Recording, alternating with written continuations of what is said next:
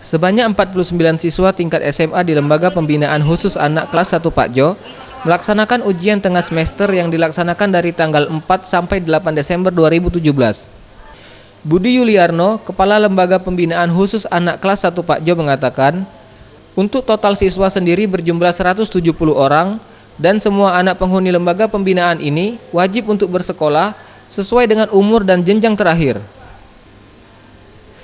Pihaknya telah menyiapkan sekolah mulai dari tingkat SD, SMP, dan SMA yang semuanya berstatus sekolah negeri dengan memperoleh pendidikan yang sama dengan anak yang lain. Setidaknya setelah bebas nanti, para siswa ini dapat kembali dan diterima kembali di tengah masyarakat dan melanjutkan ilmu yang diperoleh selama menjalani masa hukuman. Ya, hari ini anak-anak yang melaksanakan kegiatan pendidikan formal sekolah SD, SMP, SMA sedang melaksanakan ujian semester, sehingga kita berharap dengan diberikannya spirit, dukungan, dan semakin meningkatkan semangat anak didik kami.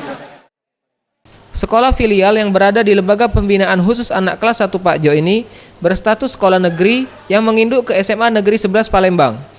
Dan para siswa yang telah lulus akan memiliki ijazah yang sama dan dapat melanjutkan ke jenjang berikutnya. Tim Liputan, Sriwijaya TV.